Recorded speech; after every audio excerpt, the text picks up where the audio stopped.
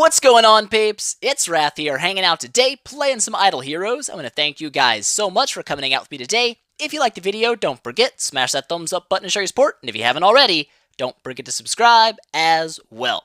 Alright guys, before we get into the official new updates and stuff like that, we have a new patron on the channel named Jacob Johnson. Now, I know your name is definitely, hopefully it's Jacob. I would hope so. If it's Jacob or something, I'm going to be a little upset, because my name is Jacob, and we share a name, and I felt like I had a bond there. But anyways, Jacob Johnson, thank you for supporting the channel. You're an awesome person. I don't talk a ton about Patreon. It's not something I bring up a lot. If you're curious, it's in the description all the time. But a big shout out, thank you to Jacob Johnson for supporting the channel. You're awesome, and I really do appreciate it. With that said, it's time to jump into the new stuff. Let's get to it. Let's start out with the new stuff. The first thing everybody probably noticed is the market's a little bit different. It's been reorganized, but a couple new things were added. 5-star, or not 5-star, that'd be nice. 3-star shards for gold are now available. You can purchase them 4 times, so 3 stars a day, not bad. And also a 4-star shard is now, a 4-star is available through gold as well. Only 1.5 million golds, not bad. Those weren't available early on when they did the first market refresh. They got rid of that. A lot of people didn't like it, so they brought it back. Good deal. Good deal. Devs are listening. Thumbs up. Thumbs up from Wrath. All good stuff. That's all that really was changed here, though. Nothing else got to change. Just adding those for gold, which is good. It's a good change. I'm down with it. But what else was changed? Wasn't really a change, more of an addition. The glory shop down here, bam, there are new relics that you can get, or artifacts.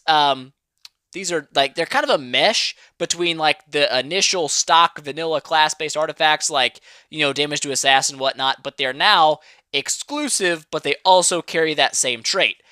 Kind of interesting to see how they get played into the game later on. Not a lot of people are going to have them early, but as people start to get them, they're going to be kind of cool. Things like the elf tiers for like a Vesa in the Aspen dungeon would be kind of nice. It's going to boost her attack really high to help her heals, but it's also going to give her damage against priests, which is one of those nodes that Vesa kind of struggles against because she can't usually damage other healers. So, not bad. Could be useful. There's a lot of them here. You can look at them on your own time, see what you think about them. I'm okay with it. I think it's kind of cool to finally get some class-based damage, but on an exclusive artifact as well. So, kind of a cool deal there. With that said, it's time to talk about the limited events. Bam! Mirage's Gift, still running, obviously, until it's finished, I guess, the 15th of October. Obviously not there yet, but it's a thing. Value packages, kind of just the normal run-of-the-mill value packages for a casino event, or a wishing well event, I guess, now. Kind of straightforward. You buy casino chips, it's a thing. Wishing well. I don't know why they have event done on it. Wishing well, event done. I guess they're really proud they finished the event. I don't know. But they are. It's a thing. You can complete it 4 times. It's repeatable like it was last time. It's a kind of a short one. Only 300 points required. So if you're VIP 2, unless I think they removed that requirement into a level requirement. Whatever. If you can do 10 times spins, it only takes you 240 chips to finish the event, which isn't bad at all. You snag yourself a Dantalian for your efforts. 5 glory relics. 8 total profit orbs and 8 super chips as well, or super wishing coins. So that's not bad for 240 chips. Obviously, you can do it again at 480 chips. You get all that twice, so 16 orbs, 16 chips, 2 Dantalians, and 10 of the glorious relics. I'll probably end up doing it a couple of times off camera, though, because casino chips are so boring on official. It's not really worth making a video on. I might do something with the super chips, but The other stuff's not too exciting. But that's the Wishing Well event. Pretty straightforward, pretty simple, easy to complete for newer players. We'll talk about Dantalian here in a second.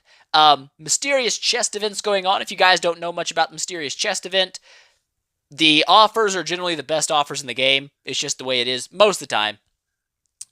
For the case of Heroic Summons, you're getting 5 Heroic Scrolls for 500 gems, which is a 100 gem per scroll ratio, which is cheaper than any other offer in the game.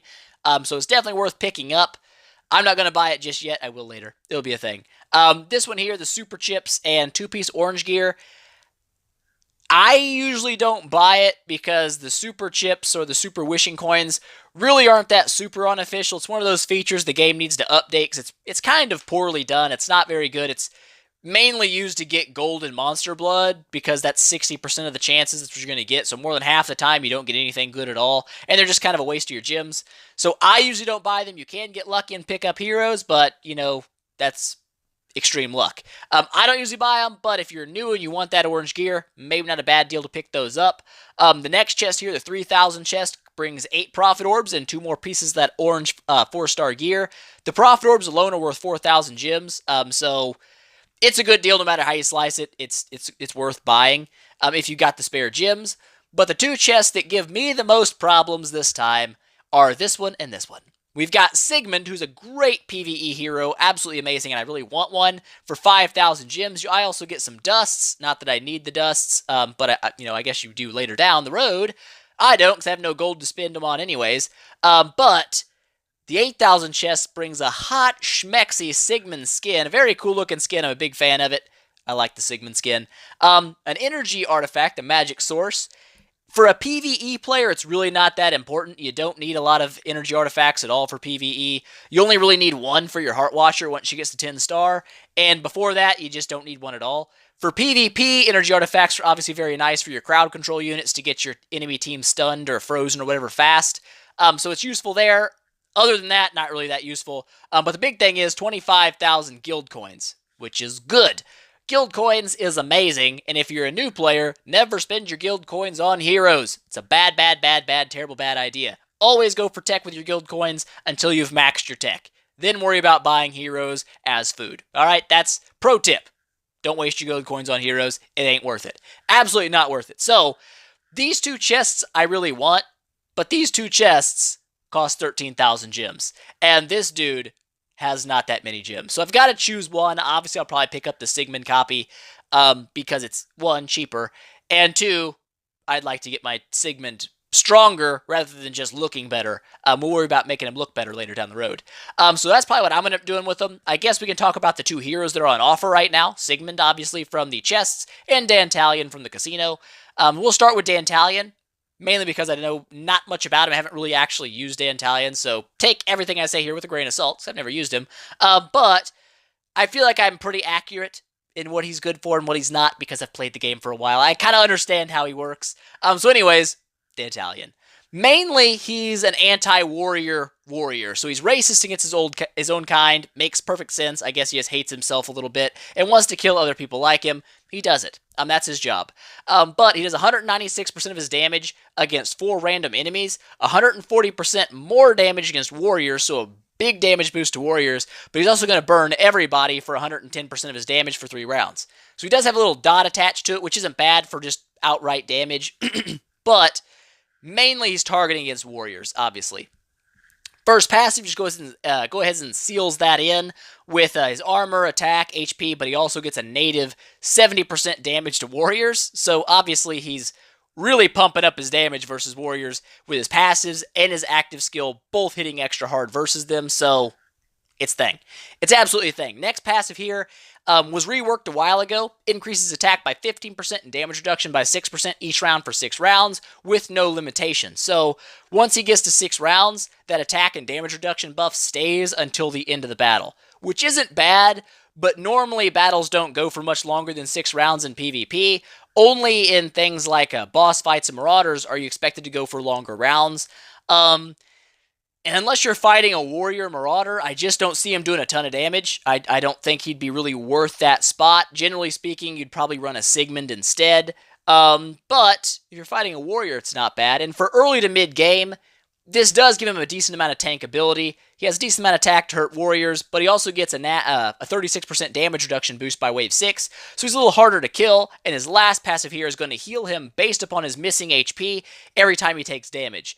That's not bad. That's actually a not bad thing at all. If you run him as an early game first slot tank and he gets hit 6 times and he's already low on health, he's going to heal for a decent chunk of health each time he's hit, and it does help him stay alive a little bit longer, especially when you're when he's by round 6, he's got that damage reduction stacked up.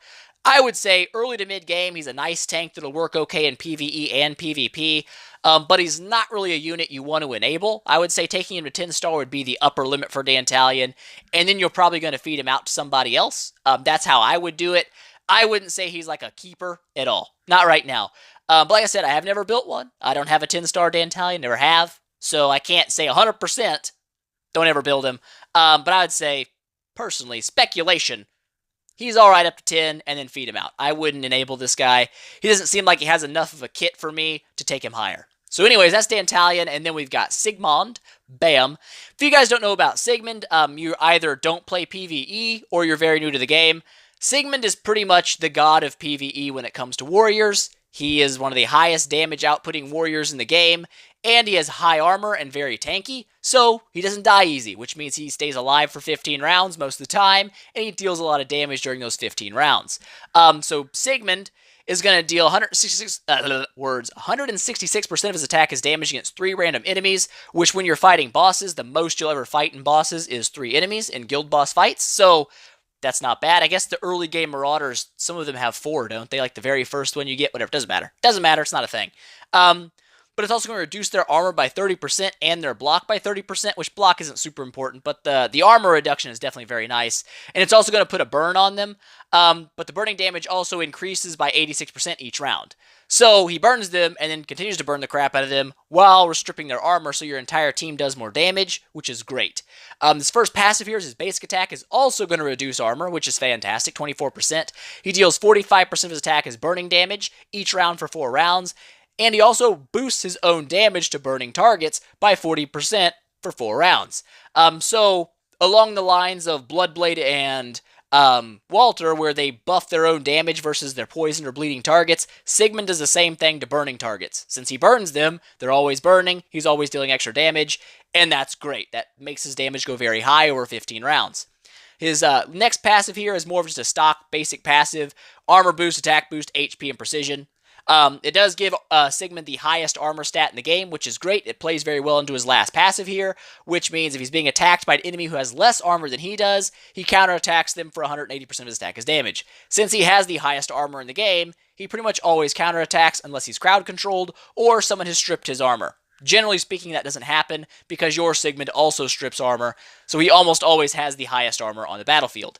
Very, very solid PvE unit, one of the best PvE units there are in the game. If you're going for a build to fight bosses, marauders, broken spaces, stuff like that, you almost have to build Sigmund. Not just because he has amazing damage, but because that armor strip isn't just for him. It actually boosts the damage of your entire team, because now they're hitting an enemy that has less armor. They do more damage. So Sigmund's very, very much almost a requirement for good PvE teams. Definitely worth the build. I would say if you're going PvE, you almost have to build him.